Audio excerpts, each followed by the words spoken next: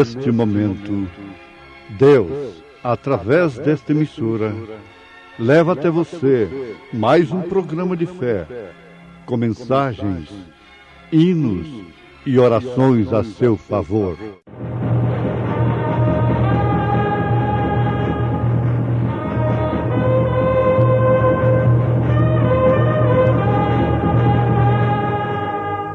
Fé para vencer. Somente crer, somente crer, tudo é possível, somente crer, somente crer, somente crer, tudo é possível, somente crer. E tendo feito um azorrague de cordéis, lançou todos fora do templo, também os bois e ovelhas, e espalhou o dinheiro dos cambiadores, e derribou as mesas. Eram 100 ovelhas. Ouvintes, a Bíblia Sagrada nos mostra vários quadros de Jesus. Isto é, Jesus em vários aspectos, sendo Ele o mesmo, ontem, hoje e eternamente. Portanto, o Verbo invariável de Deus. Muito bem. Nós o encontramos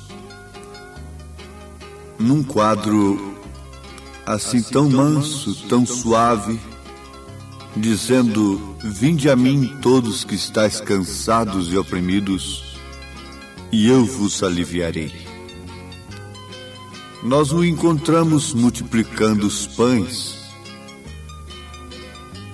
alimentando as multidões, e neste caso, quem não quer um Jesus deste? Queriam até fazê-lo rei, queriam que ele fosse rei deles. Mas notem por que e em que sentido. Porque quem não gostaria de ter um rei que multiplica os pães, que se faltar chuva, ele manda chuva para a lavoura. Se precisar de sol, ele suspende a chuva e manda o sol. Se a tempestade está levantada no mar, ele manda o vento parar e o vento tem que lhe obedecer. Esse é um rei sobre reis, não é? Sobre toda a natureza. Quem não gosta de Jesus? Quem não gostaria de ter um rei desta natureza? Oh, todos gostariam de ter um rei com esse poder. Mas acontece que esse rei tem um azorrague na mão. E muitas pessoas não quiseram-no, nem mesmo curando os enfermos, nem mesmo libertando os oprimidos, e não precisavam do pão que ele multiplicou, porque eles tinham demais. Nesse caso, os tais não precisaram de Jesus Cristo e nunca o aceitariam como rei.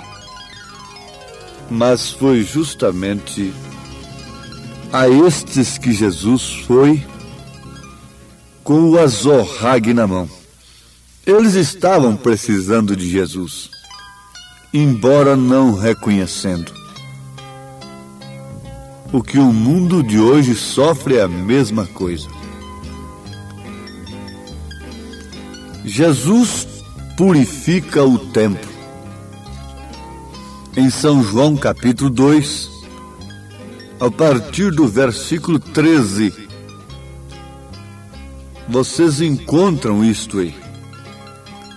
E o que citamos especificamente diz: e tendo feito um azorrague de cordéis, lançou todos fora do templo, também os bois e ovelhas, e espalhou o dinheiro dos cambiadores e derribou as mesas.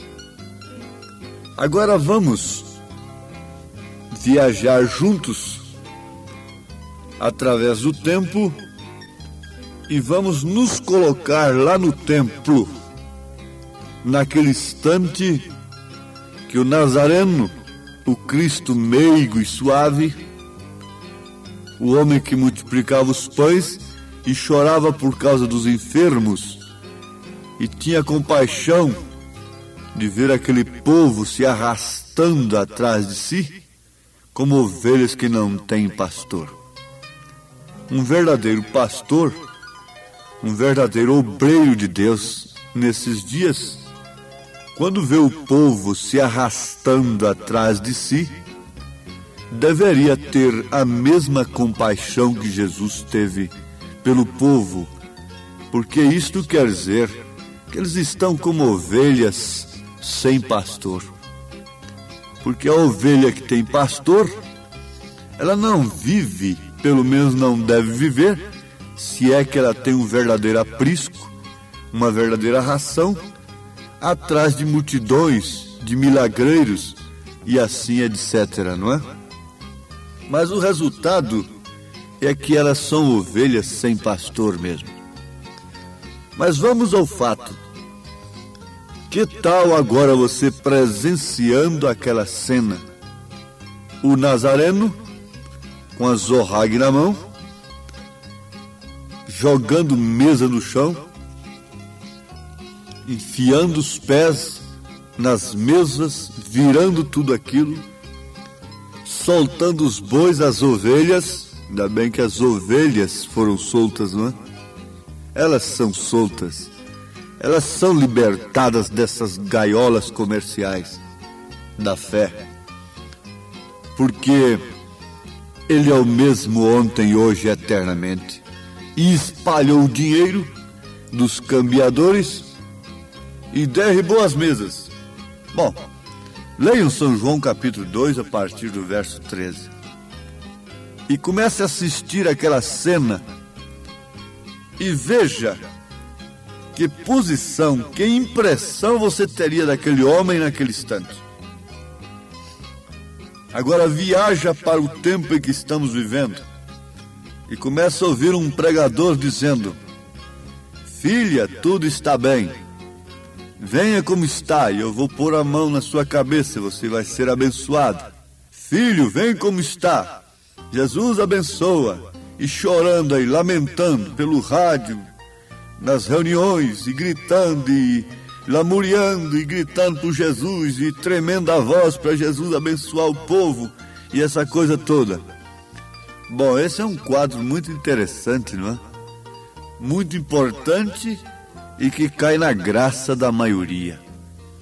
Mas vamos supor que você ouvisse um pregador, agora com a zorrague na mão, que é a sã doutrina, mandando essas mulheres se vestirem, não cortarem mais seus cabelos, porquanto a Bíblia diz que a mulher que corta o seu cabelo desonra o seu marido. A Bíblia diz. Ah, mas onde está isso? Sim, em 1 Coríntios capítulo 11, a Bíblia diz que para a mulher é honroso ter o cabelo crescido. Então quer dizer que ela honra a sua cabeça, disse São Paulo. E o mesmo Paulo disse que o seu marido é a sua cabeça. A mesma Bíblia diz que é desonroso para o homem ter cabelo crescido. Ele desonra Cristo, porque Cristo é a cabeça do varão e o varão a cabeça da mulher. Essa é a posição do homem, essa é a posição da mulher correta em relação a Deus. Ela é uma adjuntora, ela é uma companheira, ela não é um capacho para estar debaixo dos pés, mas também ela não foi posta por cabeça. Mas o que acontece se você ouvisse um pregador hoje pregando estas coisas, enquanto outros estão dizendo: tudo vai bem, filhos, um evangelho científico aqui de um lado, modernizando as coisas, e conforme você já ouviu e está vendo a prova disto, que as mulheres das filhas da grande prostituta de Apocalipse não são diferentes das suas mulheres. Quer dizer, as mulheres das igrejas hoje não têm diferença nenhuma, nem tampouco os homens, isso mostrando que eles estão todos no mesmo espírito, todos sob o mesmo espírito, porque eles sofrerão o mesmo juízo. Foi assim no dilúvio, todos estavam no mesmo espírito, para que todos morressem sob o mesmo juízo. E assim também é agora. Pode estar em igrejas diferentes, mas o espírito é o mesmo.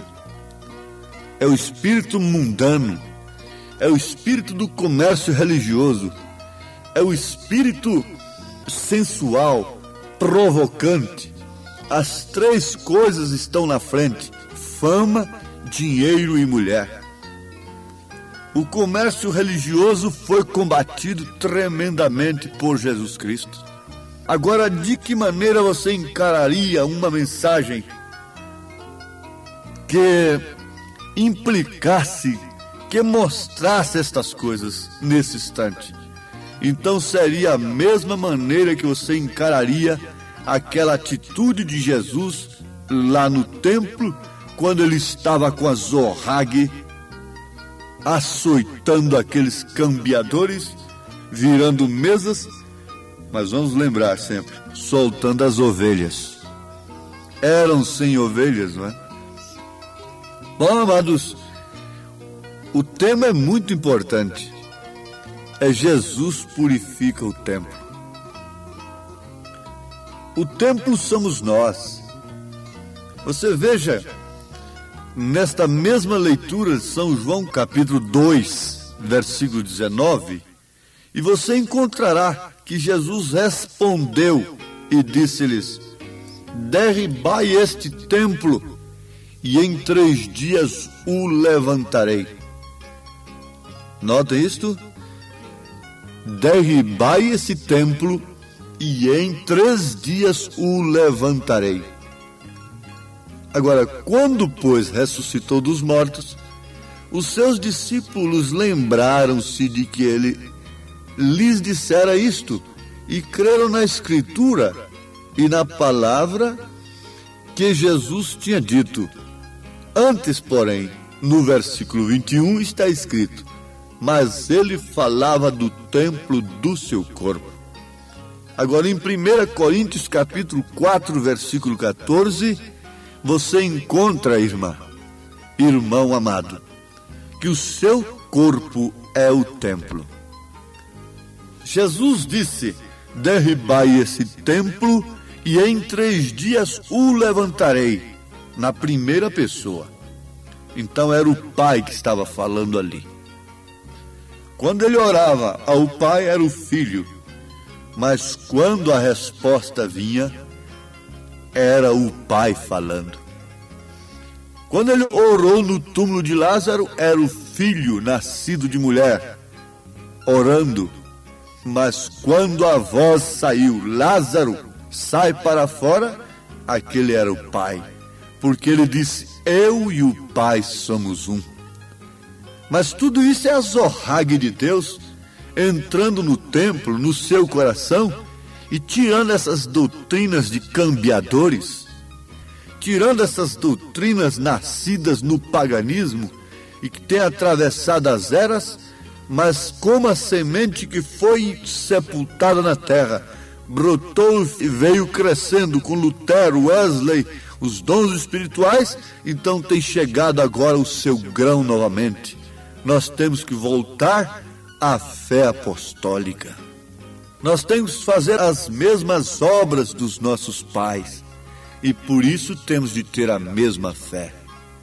Os filhos daqueles que assassinaram os profetas, os filhos daqueles que perseguiram os profetas, estão fazendo a mesma coisa hoje. Jesus disse isso no seu tempo, e isso acontece até hoje.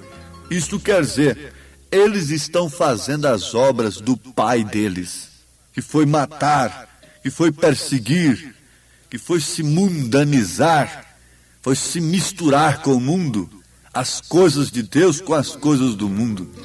Muito bem, mas como os filhos daquele pai assassino que é homicida desde o princípio e que sempre persegue a revelação de Deus, estão fazendo as mesmas obras do seu pai, também os filhos da fé, os filhos de Deus, estão fazendo e farão as mesmas obras de seus pais, que são os apóstolos na fé, pais da fé. Por quê? É a mesma fé. Se é a mesma fé, então tem que haver as mesmas obras. Muito bem. Então vamos agora pintar os dois quadros. Jesus está ali manso e suave, e você está acompanhando. Bom Jesus, me cura. Jesus me dá bênção material. Jesus me ajuda a vender a fazenda, comprar a fazenda, vender a casa, comprar a casa. Jesus manda meu marido de volta. E Jesus me dá saúde e responde oração por meu filho. Que Jesus bom. Mas lá na frente Jesus disse: aquele que não comer da minha carne e não beber do meu sangue, não tem parte comigo. Então você diz: descambou-se. Agora não serve mais. Oh, esta mensagem estava tão boa, mas quando mexe nisto aí, em 3 pessoas e coisa e tal, e mostra na Bíblia que Jesus está dizendo: derribai este templo e em 3 dias o levantarei. Então era o Pai que estava nele. Ele disse: eu e o Pai somos um. Quando mostra isso, não, então não serve. Até aqui veio muito bem. E assim andaram com Jesus. Mas sempre você tem que se lembrar, 3 classes de crentes sempre houve em cada grupo que sustenta a fé cristã: manufaturados, incrédulos e verdadeiros. Lembre-se que ficou apenas uma classe, e assim mesmo Jesus disse para aquela classe: vocês também não querem ir? Pedro, tomando a palavra na frente, replicou-lhe: para onde iremos nós, Senhor? Só de ti procede palavra de vida eterna. Se coloque agora num quadro diante de Elias, quando ele enviou aquela seca, quando ele estava contra tudo e contra todos que estavam fora da palavra. Veja com quem você estaria. Você estaria com um louco Noé? Você estaria com aquele Elias? Você estaria com Jesus lá no templo, concordando com ele que aquilo deveria ser derribado? Que aquele comércio deveria sair de dentro do templo? Se você concorda com a mensagem que é o azorrague de Deus, que é a chamada de Deus para cortar as pedras, para aparelhar as pedras do seu edifício, hoje, então naquele dia você sabe perfeitamente de que lado você estaria. Escolhendo um Barabás homicida, escolhendo um evangelho homicida, um evangelho que mata. Eu vi uma reportagem sobre remédios proibidos que matam, no entanto são remédios. Evangelhos que matam, que destrói, porque é um anátema, e o povo tem mais facilidade, o povo prefere mais certos evangelhos. Por quê? Como as mulheres estão preferindo certos medicamentos, porque eles matam, Eles evitam uma dor de parto, e é o que a igreja não quer, é dor de parto. Quer ter o prazer do evangelho como a mulher quer ter o prazer do marido, mas não querem ter dores de parto. A igreja não quer ter dor de parto pelo evangelho verdadeiro. Então ela quer um anticoncepcional que não lhe deixa gerar o filho à luz e pagar o preço da vida cristã. Infelizmente isso está acontecendo. O povo está mais entrando nas coisas do mundo do que nas coisas de Deus. Estão mais preocupados com o que perece do que com o que permanece. Mas os eleitos de Deus têm tomado estas coisas em seus corações. E esta mensagem vem justamente como resposta. Cristo é a resposta. O que quer dizer? Isso é uma profecia. A palavra é a resposta. A mensagem é a resposta do seu coração, da sua necessidade. Embora ela te fira, embora ela te faça chorar magoado, magoada, de dores de parto, mas ela é que dá à luz o Filho de Deus. Deus os abençoe, ouvintes, em nome de Jesus Cristo. Amém.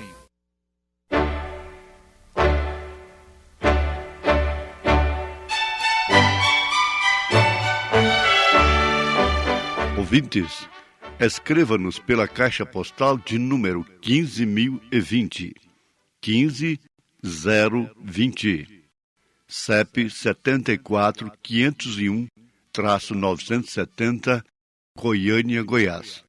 O nosso endereço na internet é www.apalavraoriginal.org.br.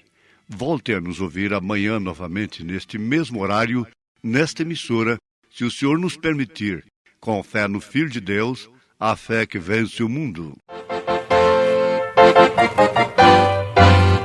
Cristo é a resposta ao pecador, Cristo é a resposta à nossa dor, salva e batiza e também cura, oh, aleluia, dai glória a Deus.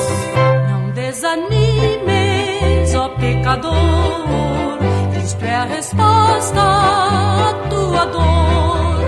Não desanimes, confia em Cristo, somente Ele é teu Salvador.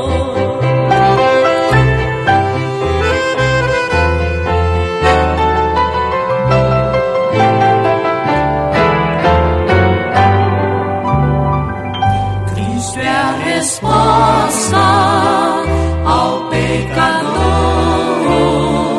Cristo é a resposta à nossa dor, salva e batiza e também cura, aleluia, dai glória a Deus. Cristo é a resposta ao pecador,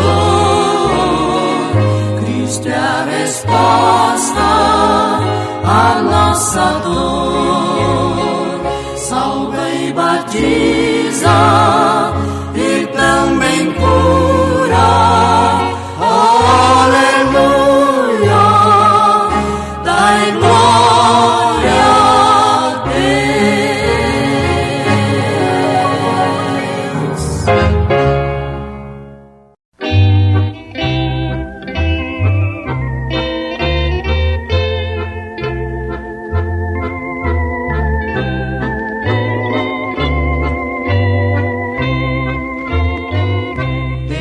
Saudades de Jesus, meu mestre.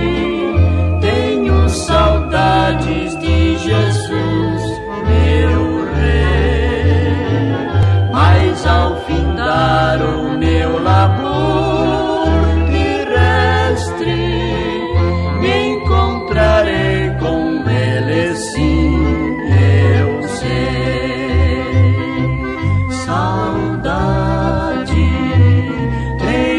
Saudade de ti, Jesus, meu Salvador.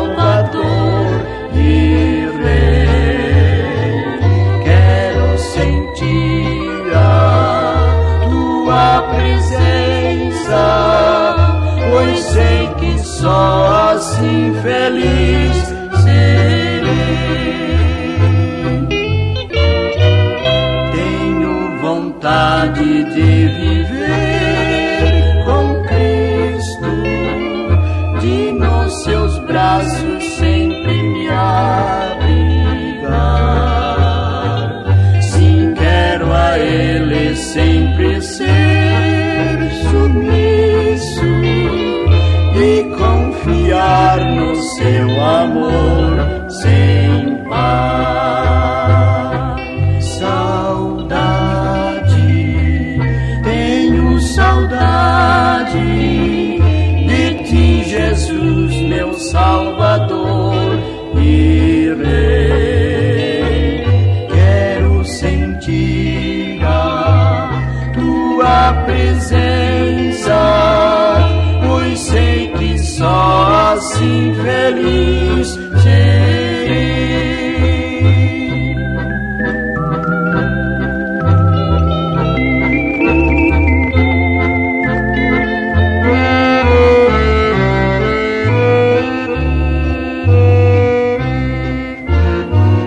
Não queres tu também viver pra Cristo e nele sempre, sempre confiar?